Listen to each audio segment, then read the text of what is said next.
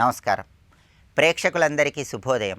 ఈనాటి శుభయోగం శీర్షికన ఆదివారం సందర్భంగా సూర్యభగవానుడి సంపూర్ణమైన అనుగ్రహాన్ని సిద్ధింపజేసుకోవటానికి ఆదిత్య హృదయ స్తోత్రాన్ని ఏ విధంగా పఠించాలో, ఆదిత్య హృదయ స్తోత్రంలో ఉన్నటువంటి అంతరార్థం ఏంటో పరిశీలిద్దాం. ఆదివారం రోజు భావం తెలుసుకుంటూ ఆదిత్య హృదయ స్తోత్రాన్ని పఠించినట్లయితే సూర్యుడి అనుగ్రహం వల్ల శత్రుబాధలు తొలగిపోతాయి. ఉద్యోగపరంగా ఉన్న సమస్యలు అధిగమించవచ్చు. అనారోగ్య సమస్యల తీవ్రతను తగ్గింపజేసుకుని ఆరోగ్య ప్రాప్తిని పొందవచ్చు. ఆదిత్య హృదయంలో సూర్యభగవాను మనం ఎలా కీర్తిస్తున్నామంటే, ఏన మాపస్సు కృచ్ఛేషు కాంతారేషు భయేషు చ కీర్తయన్ పురుష కశ్చిత్ నావసీదతి రాఘవ అంటూ కీర్తిస్తున్నాం. ఈ శ్లోకంలో ఉన్న అర్థాన్ని మనం పరిశీలిస్తే, ఆపస్సు అంటే మనకి ఎప్పుడైనా సరే ఆపదలు వచ్చినప్పుడు, కృచ్ఛేషు అంటే అర్థం ఏంటంటే శరీరానికి కానీ మనస్సుకు కానీ తీవ్రమైనటువంటి కష్టం, తీవ్రమైన బాధ కలిగినప్పుడు. అలాగే కాంతారేషు అంటే అర్థం ఏంటంటే ఒక్కొక్కసారి అరణ్యాలలో చెట్లు ఉన్న ప్రదేశాల్లో సంచరించాల్సి వస్తుంది. అలా అరణ్యాలలో దట్టమైనటువంటి చెట్లు ఉన్న ప్రదేశాలలో సంచరించేటప్పుడు, ప్రమాదకరమైనటువంటి ప్రయాణాలు చేసేటప్పుడు, భయేషుచ అంటే జీవితంలో ఎప్పుడైనా సరే ఏ రకమైనటువంటి భయం కలిగినా, ఏ రకమైనటువంటి భీతి కలిగినా, పురుష అంటే ఇక్కడ ఎవరైనా సరే, ఇక్కడ పురుష శబ్దానికి అర్థం ఏం తీసుకోవాలంటే స్త్రీ పురుషులు ఎవరైనా సరే, కశ్చిత్ ఎవరైనా సరే, ఏనం కీర్తయన్ ఈ ఆదిత్య హృదయాన్ని కీర్తించినట్లయితే, ఈ ఆదిత్య హృదయాన్ని పఠించినట్లయితే, నావసీదతి, నావసీదతి అంటే అర్థం ఏంటంటే నా అవసీదతి అని అర్థం. అవసీదతి అంటే అవమానానికి గురి కాకుండా ఉండటము, అవసీనతి అంటే ఆపదలకి లొంగకుండా ఉండటము, అలాగే అడవుల్లో ప్రయాణాలకి ఎలాంటి ఇబ్బందులు లేకుండా ఉండటము, ఎలాంటి భయాందోళనలలో చిక్కుకోకుండా ఉండటము, వీటన్నిటికీ అర్థం అవసీదతి. నా అవసీదతి అంటే ఇది ఎప్పటికీ కాదు అని అర్థం. అంటే ఆదిత్య హృదయ స్తోత్ర పఠనం చేసినట్లయితే దానివల్ల మన శరీరానికి కానీ మనస్సుకు కానీ బాధలు వచ్చినప్పుడు, తీవ్రమైన ఆపదలు వచ్చినప్పుడు, ప్రయాణాల్లో ఇబ్బందులు ఎదురైనప్పుడు, అవమానాలకు గురైనప్పుడు, ఆపదలు ఎలాంటి వచ్చినప్పుడైనా సరే, భయాందోళనలు ఎలాంటి వచ్చినప్పుడైనా సరే అవన్నీ కూడా తొలగింపజేసే శక్తి ఈ ఆదిత్య హృదయ స్తోత్రానికి ఉంటుందని చెప్పి అగస్త్య మహర్షి శ్రీరామచంద్రమూర్తికి వివరిస్తున్నాడు. అది ఈ శ్లోకంలో ఉన్నటువంటి అంతరార్థం. కాబట్టి జీవితంలో కష్టసాధ్యమైనటువంటి పరిస్థితులు ఎదురైనప్పుడు ఆ పరిస్థితులను అధిగమించటానికి ఆదిత్య హృదయ స్తోత్రం సహకరిస్తుందని ఈ శ్లోకంలో ఉన్నటువంటి అంతరార్థం. ఆ తర్వాత ఆదిత్య హృదయంలో ఇంకా సూర్యభగవాను మనం ఎలా కీర్తిస్తున్నామంటే, పూజయస్వైనమేకాగ్రహ దేవదేవం జగత్పతిం ఏతత్ త్రిగుణితం జత్వా యుద్ధేషు విజయస్యసి. ఇది ఆదిత్య హృదయంలో ఉన్నటువంటి తర్వాత శ్లోకం. ఈ శ్లోకంలో ఉన్న అర్థాన్ని మనం పరిశీలిస్తే, మొట్టమొదటగా పూజయస్వైన ఏకాగ్రహ అంటున్నాం. పూజయస్వ ఏనం ఏకాగ్రహ అంటే అర్థం ఏంటంటే, ఎవరైతే ఆదిత్య హృదయ స్తోత్రాన్ని అత్యంత భక్తి శ్రద్ధలతో పఠిస్తారో, శ్రద్ధగా చదివి పూజిస్తారో, ఏనం వాళ్ళు ఖచ్చితంగా సూర్యుడి అనుగ్రహాన్ని పొందుతారు. అందువల్ల ఏకాగ్రమైనటువంటి మనస్సు కలిగిన వాడవై, మనస్సులో మరో ఆలోచన లేకుండా సూర్యభగవాను పూజించమని అగస్త్య మహర్షి ఈ శ్లోకంలో శ్రీరామచంద్రమూర్తికి చెప్తున్నాడు. అందుకే దేవదేవం జగత్పతిం, దేవదేవుడైనటువంటి సూర్యభగవాను పూజించమని, జగత్పతిం ఈ ప్రపంచం మొత్తానికి అధిపతి అయినటువంటి సూర్యుడిని పూజించమని అగస్త్య మహర్షి శ్రీరామచంద్రమూర్తికి చెప్తున్నాడు. శ్రీరామచంద్రమూర్తి విష్ణు అవతార స్వరూపం అయినప్పటికీ కూడా ఆయన మానవ రూపంలో ఆవిర్భవించాడు. కాబట్టి ఆదిత్య మండల మధ్యాంతర్వర్తి నారాయణ అన్నారు. కాబట్టి సూర్యమండల అంతర్భాగంలో ఉన్న శ్రీమాన్నారాయణమూర్తి అనుగ్రహం పొందటానికి మానవ రూపంలో ఉన్న శ్రీరాముణ్ణి, సూర్యుణ్ణి పూజించమని ఇక్కడ అగస్త్య మహర్షి చెప్తున్నారు. ఏతత్ త్రిగుణితం జత్వా అంటే అర్థం ఏంటంటే, త్రిగుణితం అంటే 3 సార్లు, జప్త్వా జపించు అంటే ఆదిత్య హృదయ స్తోత్రాన్ని కేవలం ఒక స్తోత్రంలా కాకుండా మంత్రంలాగా జపించమని శ్రీరామచంద్రమూర్తికి అగస్త్య మహర్షి సెలవిచ్చారు. అందుకే ఏతత్ త్రిగుణితం జప్త్వా, ఈ ఆదిత్య హృదయ స్తోత్రాన్ని 3 సార్లు జపించు, మంత్రంలాగా జపించు. యుద్ధేషు విజయిష్యసి, యుద్ధంలో ఖచ్చితంగా రావణుడి మీద విజయం సాధిస్తావు అని అగస్త్య మహర్షి శ్రీరామచంద్రమూర్తికి ఈ శ్లోకంలో వివరిస్తున్నారు. అంటే రామచంద్రమూర్తి విష్ణు అవతార స్వరూపమైనప్పటికీ, సూర్యమండల అంతర్భాగంలో శ్రీమన్నారాయణమూర్తి ఉండి భక్తుల్ని అనుగ్రహిస్తున్నప్పటికీ రాముడు మానవ రూపంలో ఉన్నాడు. కాబట్టి భూమండలానికి దేవుడైనటువంటి జగత్పతి అయినటువంటి సూర్యుడికి సంబంధించిన ఈ ఆదిత్య హృదయ స్తోత్రాన్ని 3 సార్లు ఒక మంత్రంలాగా జపిస్తే రావణుడి మీద ఖచ్చితంగా విజయం సాధిస్తావని అగస్త్య మహర్షి శ్రీరామచంద్రమూర్తికి వివరిస్తున్నాడు. అది ఈ శ్లోకంలో ఉన్నటువంటి అంతరార్థం. కాబట్టి భావం తెలుసుకుంటూ ఆదిత్య హృదయ స్తోత్రాన్ని పఠించినట్లయితే సూర్యభగవానుడి సంపూర్ణమైన అనుగ్రహానికి ప్రతి ఒక్కరూ సులభంగా పాత్రులు కావచ్చు. రేపటి శుభయోగం శీర్షికన సోమవారం సందర్భంగా పరమశివుడి అనుగ్రహాన్ని కలిగింపజేసే రుద్రాక్ష ధారణలో ఉన్నటువంటి విశేషాంశాల గురించి పరిశీలిద్దాం. నమస్కారం.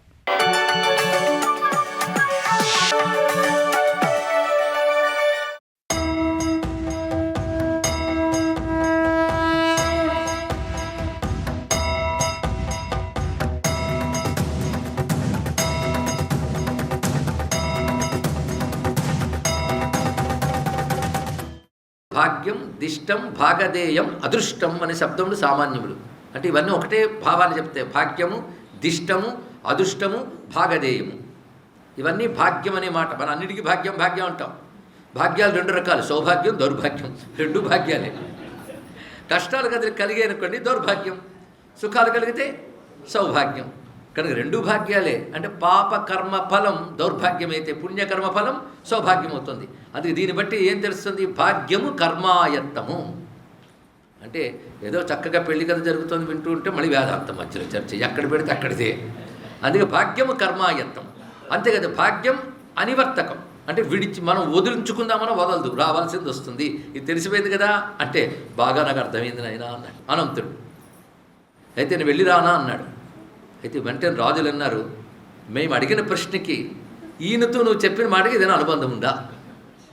లేకపోతే నువ్వు ఈ లీల చెయ్యవు. మేము అడగడం ఆనేసి ఆయన రావడం ఏమిటి? ఆయన దండం పెట్టి వెళ్ళిపోతుంటే ఆయనతో చెప్పడం ఏమిటి? అంటే మాకు ఏదో నువ్వు పాఠం చెప్పదలుచుకున్నావు అంటే ఒక నవ్వు నవ్వి అనంతుడితో చెప్తున్నాడు, నీ కథ అంతా వీళ్ళకి చెప్పు అన్నాడు. ఇక్కడ అదే వాళ్ళకు బోధ చెప్పమన్నాడు. ఇక్కడ వెంటనే భగవంతుని ఆజ్ఞతో తన కథని అనంతుడు చెప్తున్నాడండి. పురిక అని ఒక గ్రామం ఉందయ్యా. అక్కడ విద్రుముడు అని పెద్ద ఆయన ఉన్నాడు. ఆయన మహాతపస్వి, జ్ఞాని, వేదాంగవేత్త. ఆయన పేరు విద్రుముడు. ఆయన భార్య పేరు సోమ. ఆయన కుమారుడుగా నేను కలిగాను. ఆయన బాగా వృద్ధాప్యం వచ్చినప్పుడు కలిగాను నేను ఇక్కడ. అంటే కలగక కలిగాను. చాలా సంతోషించాడు. నేను ఎదుగుతూ ఉంటే ఆయనకు తెలిసింది నపుంసక పుట్టుక నాది అని అర్థం ఇక్కడ. ఆ విధంగా నపుంసకుడుగా క్లీబం దుఃఖ శోక భయాకుల క్లీబుడుగా పుట్టేనని తెలిసి ఆయన బాధపడి కలగక్క సంతానం కలిగితే ఇలా క్లీబుడు అయ్యాడేమిటి అని బాధపడి ఆ దోష నివారణార్థం తపస్సును ఆచరించాడు. శివుని ఉద్దేశించి ఆయన తపోనిష్టలో బహు వ్రతములు ఆచరిస్తే శివానుగ్రహం వల్ల నాకు పుంస్త్వం వచ్చింది అన్నాడు. అంటే ఎవరికి? అనంతుడికి, విద్రుముడి కొడుకు అయినటువంటి అనంతుడికి. వచ్చిన తర్వాత కొంతకాలానికి యజ్ఞరాతుడు అనేటువంటి ఆయన యొక్క పుత్రికనిచ్చి నాకు వివాహం చేశారు.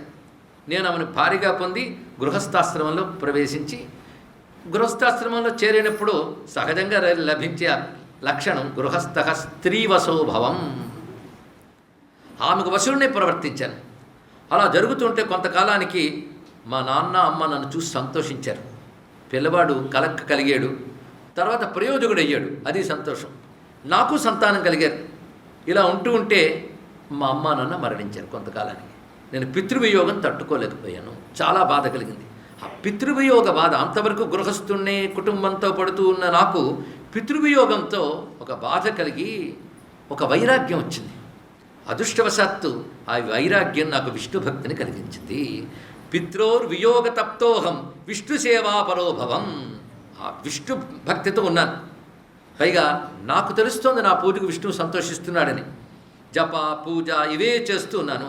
చేస్తూ ఒకటి అనిపించింది, ఇదంతా మాయ, పుట్టడం పెరగడం తల్లి తండ్రి ఇదంతా మాయ అని నాకు అనిపించింది. ఎందుకంటే భగవద్ ఆరాధన చెయ్యడం వల్ల నాకు కాస్త వివేక వైరాగ్యాలు కలిగాయి. ఇదంతా క్రమం తెలుసుకోవాలి ఇక్కడ. పైగా వైరాగ్యం వల్ల భక్తుడయ్యాడు. మళ్ళీ సకామ భక్తి కూడా కాదు ఇక్కడ.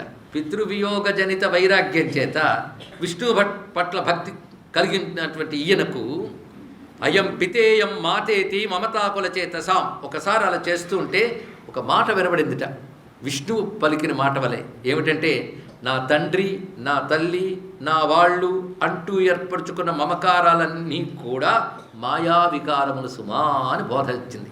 అంటే భగవంతుణ్ణి అనన్య భక్తిగా ఆరాధన చేస్తే ఆయన నీకు బోధ కలిగిస్తాడనేది ఒక సంకేతం. ప్రత్యక్షమై చెప్పాడా, మరొకటి చెప్పాడా చెప్పలేదు, ఒక్కడు మాత్రం చెప్పారు ఇక్కడ. హరిర్మే భగవాన్ తుష్ట స్వప్నములో చెప్పాడన్నాడు. ఇక్కడ స్వప్నే మామాహ మాయేయం స్నేహమోహ విర్మిత. ఒక స్వప్నం అంటే కళ, అంటే కళ్ళను తోసేస్తాం మనం.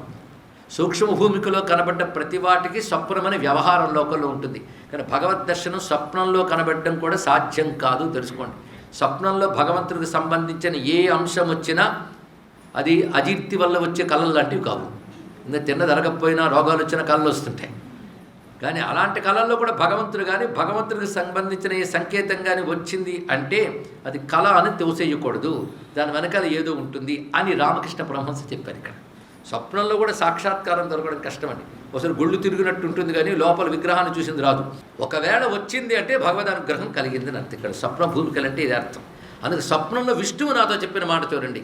అంటే ఎవరిని తరింపజేయ దలచుకున్నాడో భగవానుడు వాడికి వైరాగ్యాన్ని కలిగిస్తాడు. అంటే ప్రపంచం మీద వైరాగ్యం కలిగి పరమాత్మ మీద అనురక్తి పెరగాలి.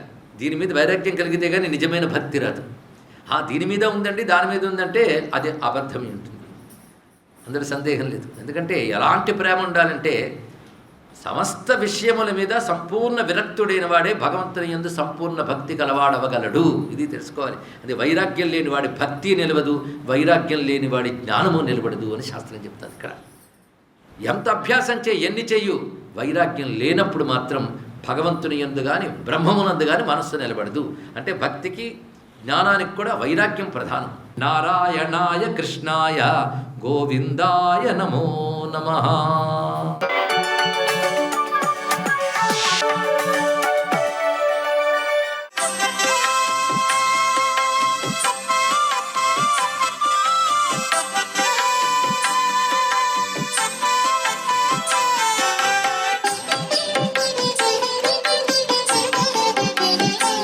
ఓం నమో నారాయణాయ, ఓం నమ శివాయ, శ్రీమాత్రే నమ. మాసానాం మార్గశీర్షోహం అన్నట్టుగా సాక్షాత్తు విష్ణుమూర్తికి ప్రీతికరమైనటువంటి ఈ మాసంలో ఆదివారం అత్యంత కీలకవంతమైంది. అందున సూర్యభగవానుడి ఆరాధన అత్యంత శ్రేష్టవంతమైనది. ఈ రోజున సూర్యోపాసన, అరుణ పారాయణం తప్పనిసరిగా ఆచరించాలి. అరుణ పారాయణం చేస్తూ శివాభిషేకం ఆచరించి దుర్గాదేవిని కూడా ధ్యానం చేసినట్లయితే ఇచ్ఛాశక్తి, క్రియాశక్తి, జ్ఞానశక్తి స్వరూపం అంతా కూడాను అద్వితీయమైనటువంటి లక్షణాలతో విరాజిల్లి ఆ వ్యక్తి జీవితంలో ఉన్నటువంటి దుష్కర్మలన్నీ కూడా తొలగిపోతాయి. దుష్కర్మ నాశనానికి, మన్ని పట్టి పీడిస్తున్నటువంటి దుష్కర్మల్ని తొలగించే శక్తి నారాయణమూర్తికే ఉన్నది. అందుచేతనే ఈ రోజున తప్పనిసరిగా దుష్కర్మ నాశనం జరగడానికి ఆదిత్య హృదయం పఠనం చేయటంతో పాటుగా సూర్యభగవానికి ప్రీతికరమైనటువంటి గోధుమ రవ్వతో చేసినటువంటి పరమాన్నం నివేదనగా సమర్పించి 10 మందికి పంచినట్లయితే సర్వశ్రేయోదాయకవంతమైనటువంటి ఆరోగ్యప్రదమైనటువంటి జీవన విధానాన్ని మానవుడు కొనసాగించడానికి ఆస్కారం అత్యధికంగా ఉంటుంది. మీ గృహానికి, ఇంటి సింహద్వారానికి రాగితో చేసినటువంటి సూర్య బింబాన్ని ఈ రోజున గనక తగిలించినట్లయితే, అంటే సింహద్వారం వాకిలి పైభాగాన తగిలించాలి. అలా గనక తగిలించి నమస్కారం చేస్తే సూర్య తత్వరీత్యా మీ గృహంలో అందరూ ఆరోగ్యప్రదమైన జీవన విధానాన్ని కొనసాగిస్తారు సుమా అంటోంది శాస్త్రం. అందుచేత ఈ జీవితం సుసంపన్నమై విరాజిల్లింపచేసుకోవడానికి ప్రతి నిత్యం ప్రతి ఒక్కరూ ఆరాధన చేయవలసింది ప్రత్యక్ష సాక్షీభూత దైవమైన సూర్య భగవానునే అనేటువంటి విషయాన్ని గుర్తుపెట్టుకోవాలి ప్రతి ఒక్కరూ కూడా. సర్వే జనా సుఖినో భవంతు.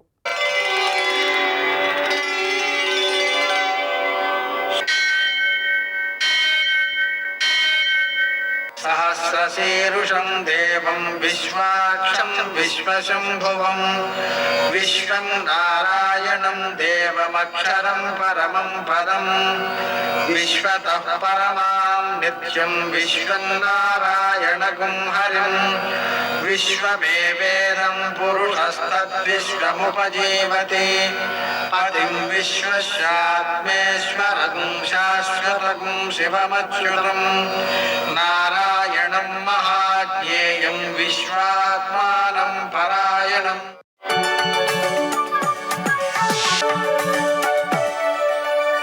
సూర్యశౌర్యమథేందురింద్రపదవీ సన్మంగళం మంగళం.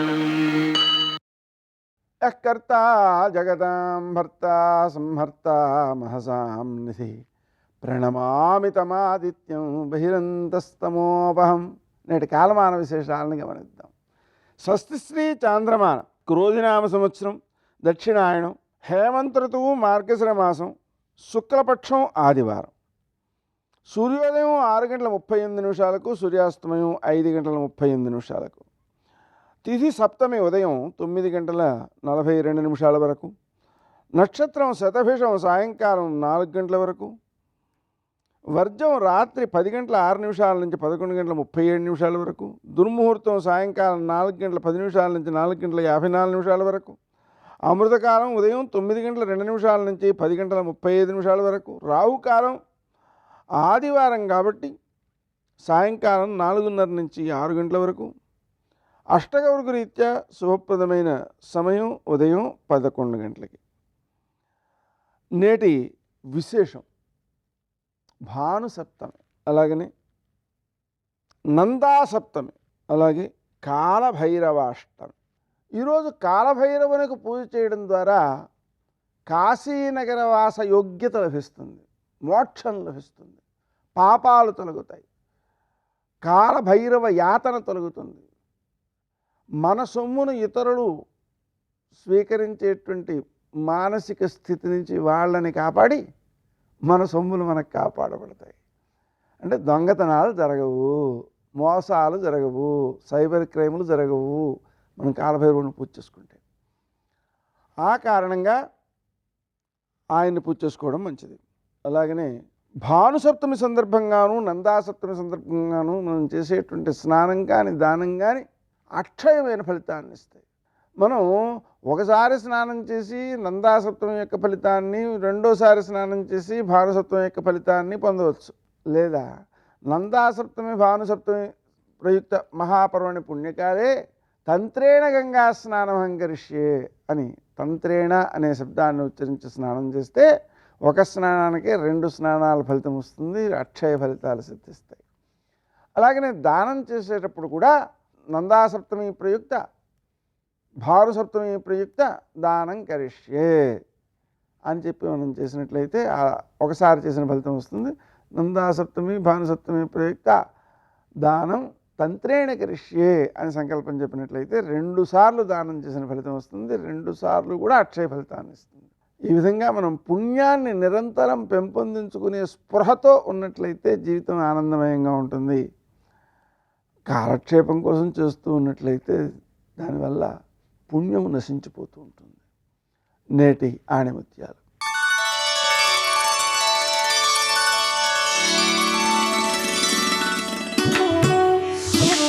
చెడు ఎప్పుడు చెడుగా ఎదురుపడదు, అది మంచి అనే ముసుగుతో ఆకట్టుకుంటుంది.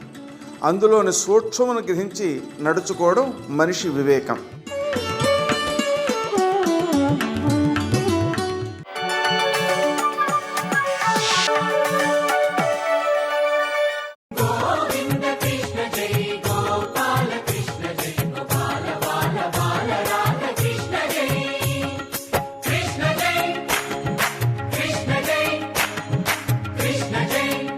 బాలకృష్ణ జై. వెదురు అలాగే బలురక్కసి, ఉమ్మెత్త మొదలైనటువంటి విశేషమైనటువంటి వృక్షములతో కూడుకుని తపస్సుకి యోగ్యమైనటువంటి ప్రదేశమై ఉంటుంది. అంత గొప్ప చెట్లతో కూడుకున్నటువంటి ప్రదేశం ఇది.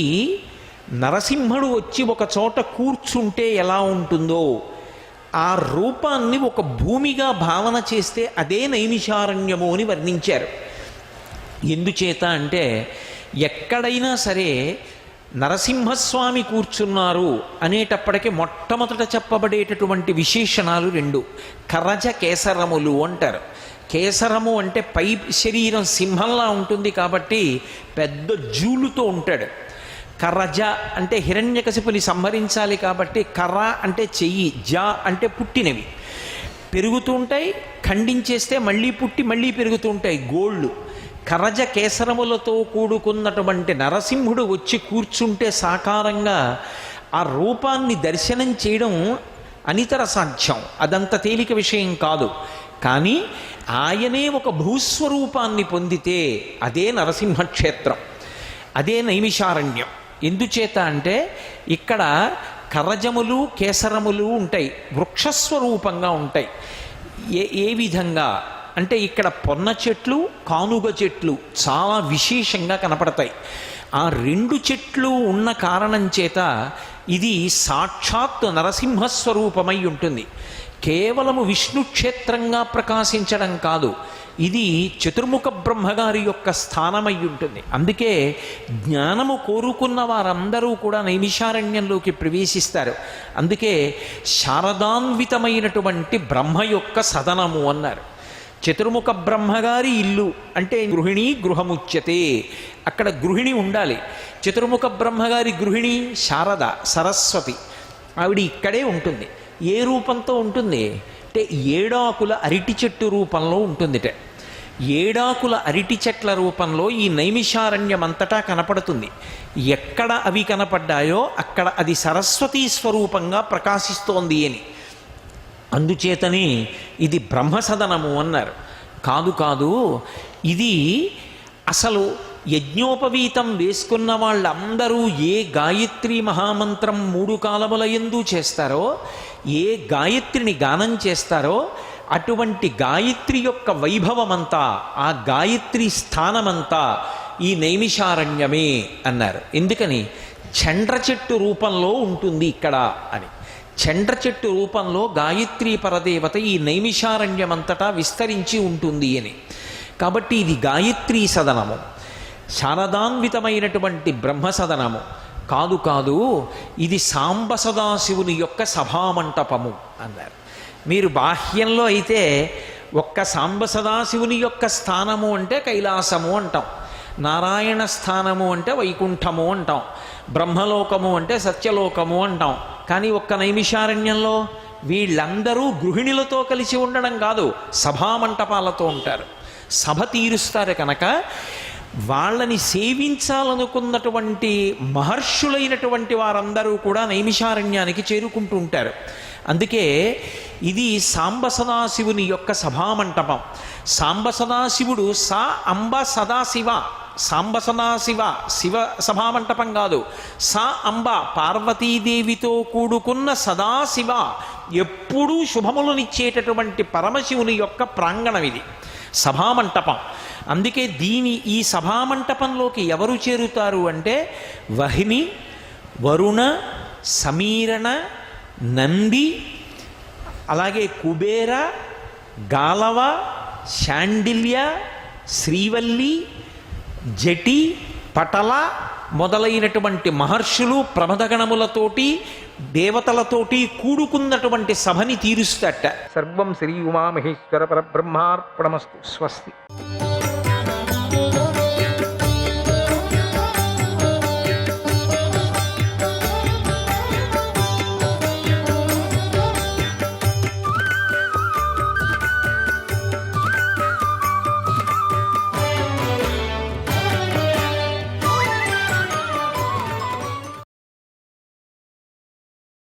సృష్టి ప్రారంభంలో శ్రీమన్నారాయణుడి ముఖం నుండి బ్రహ్మదేవుడు జన్మించాడు. ఆయనకు నారాయణుడే స్వయంగా దీన్ని ఉపదేశించాడు. నారాయణుడు ఆ ధర్మంతోనే దేవతలను పితృదేవతలను పూజించాడు.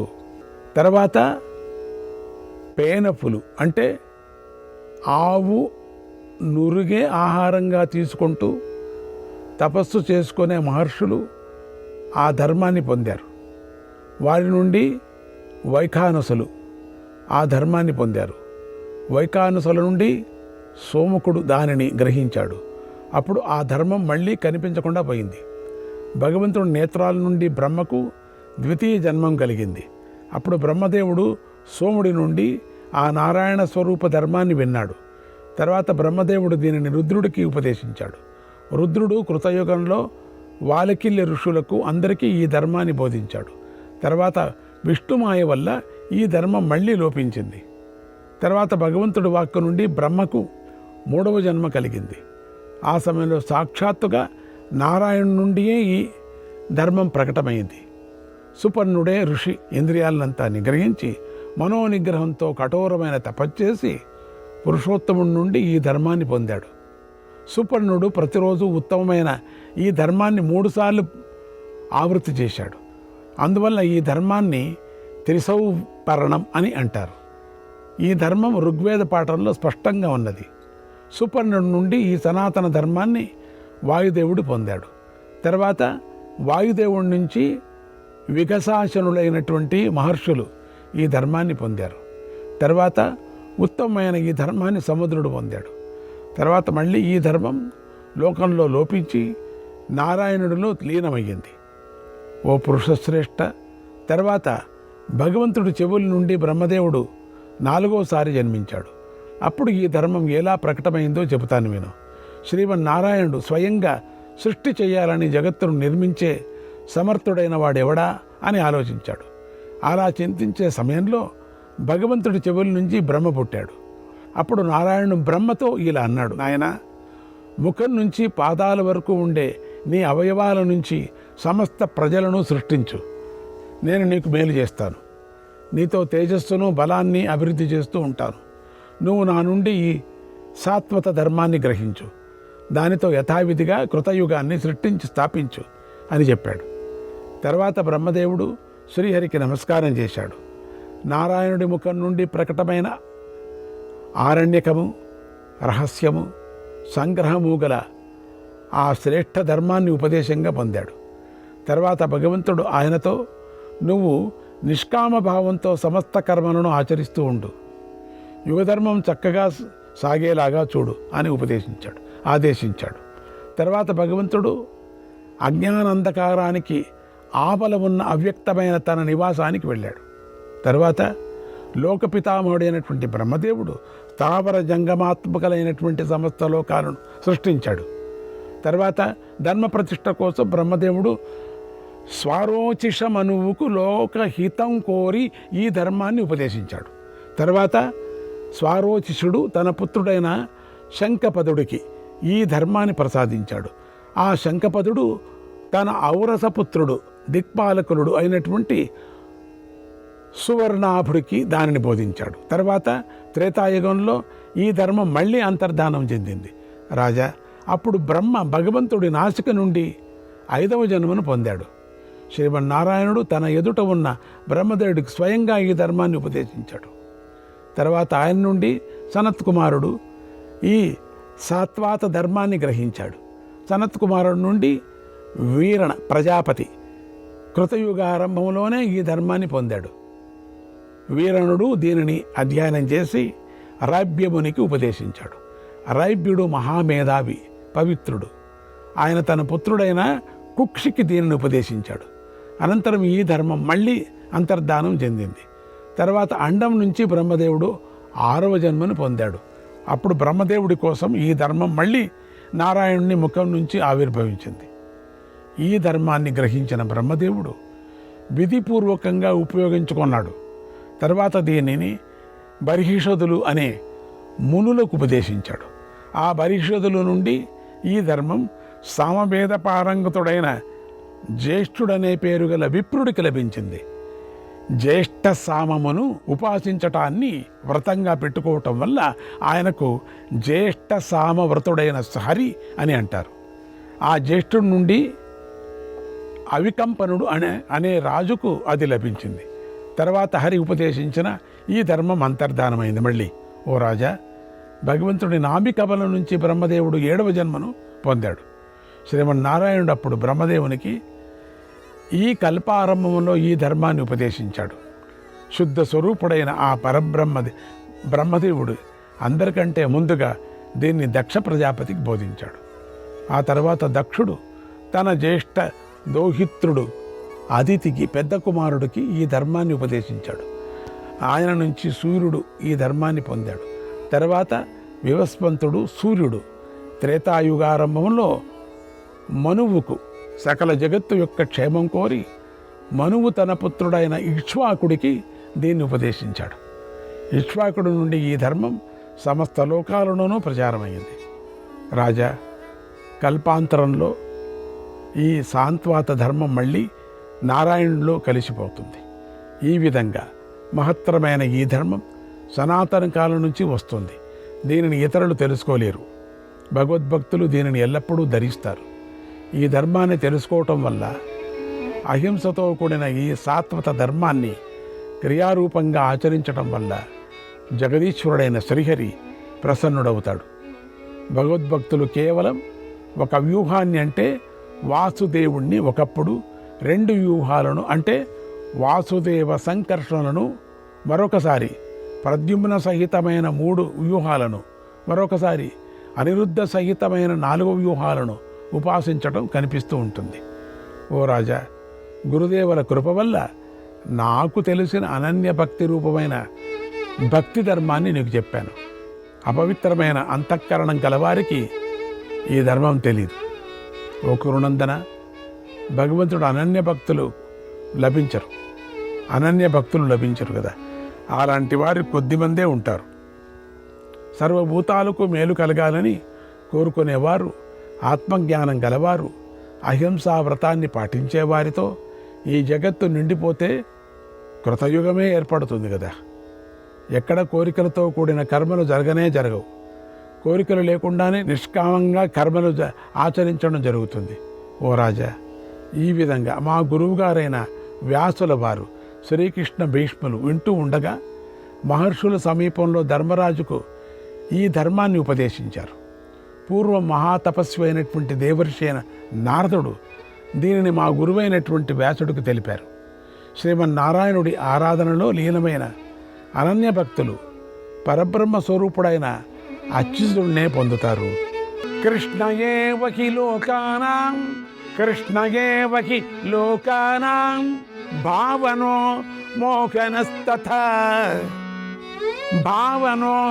మోహనస్తథా సంహారకారకశ్చైవ కారణంచ విషాంపతే.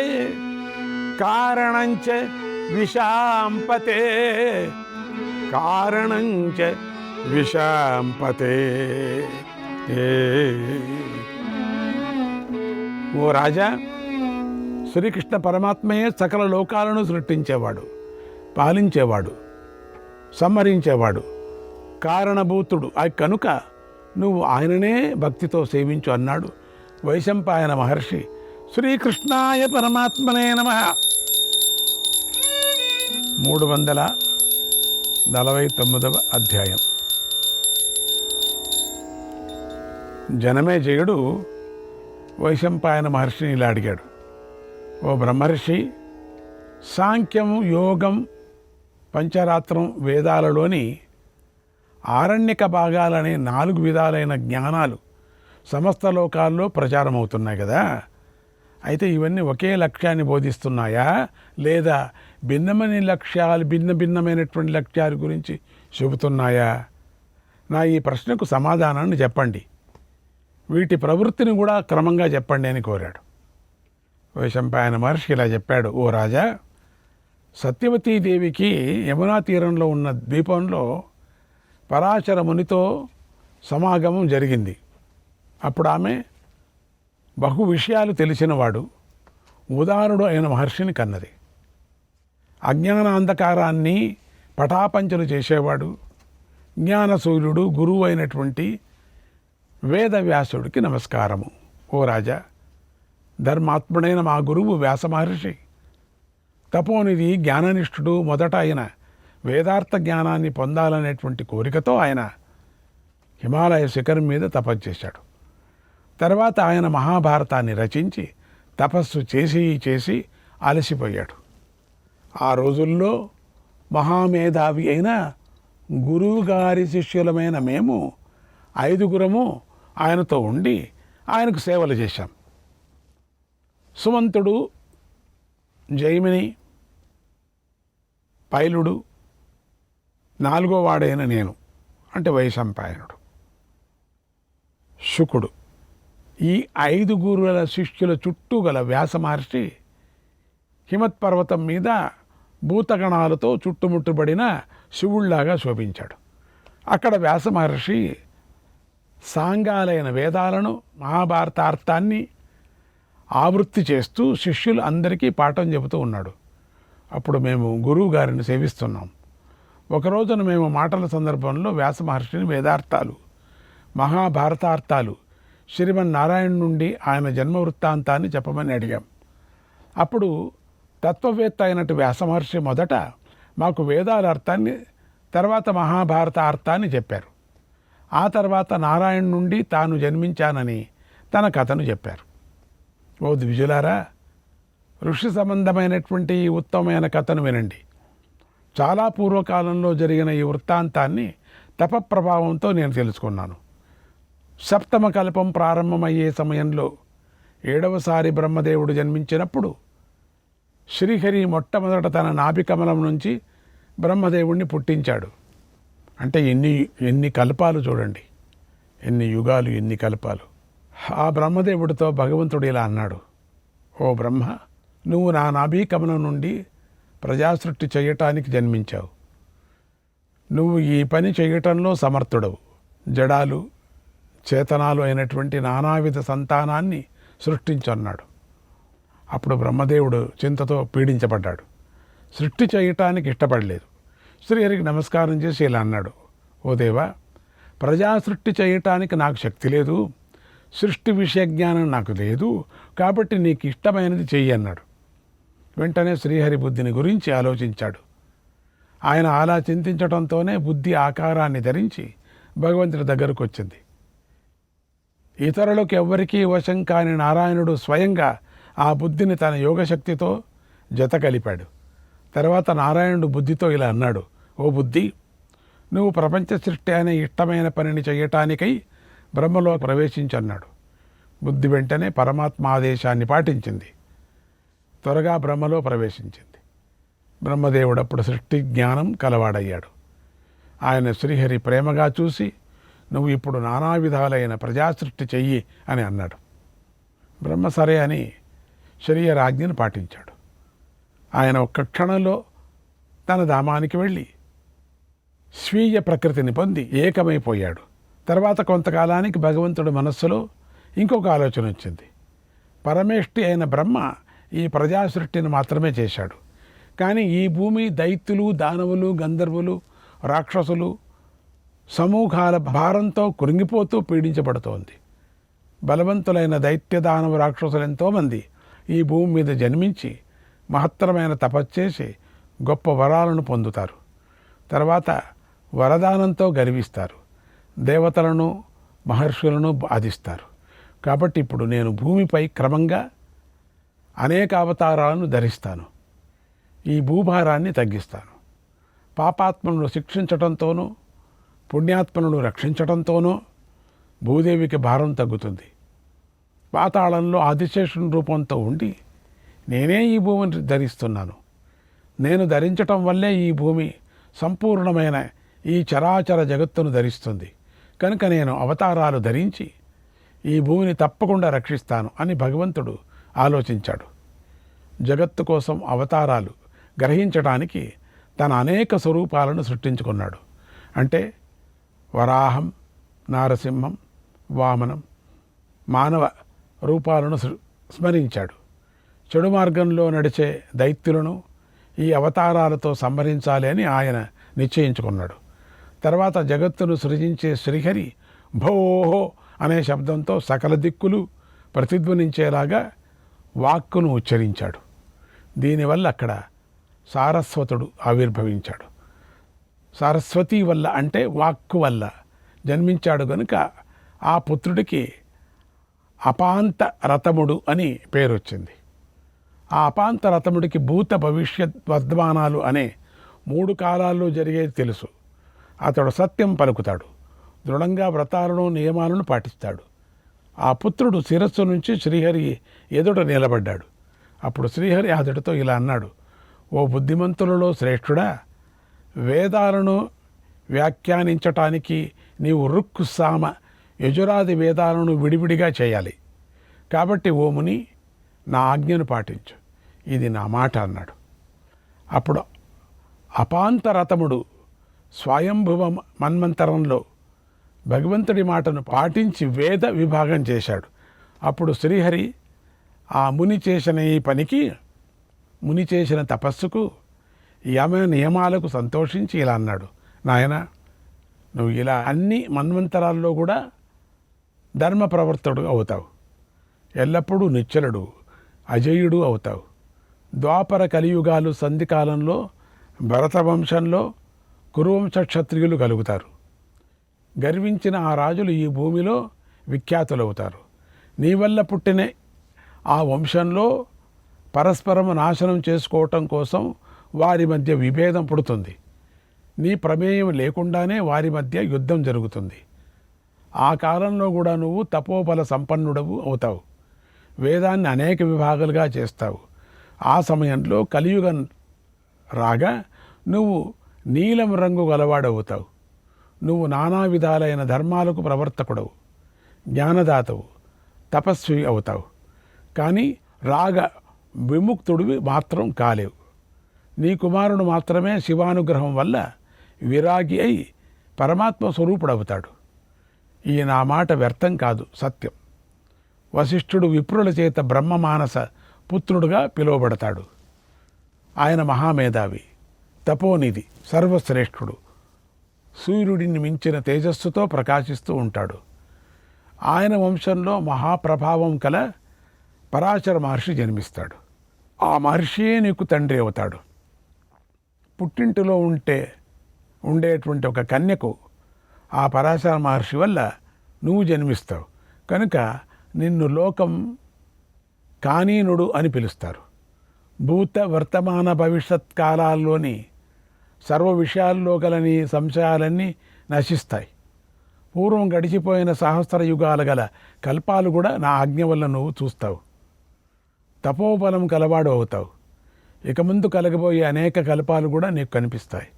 ఓ మహర్షి, నిరంతరము నువ్వు నన్ను ధ్యానించటం చేత జగత్తులో ఆద్యాంతాలు లేని నన్ను చూస్తావు. నీకు సాటి లేని కీర్తి కలుగుతుంది.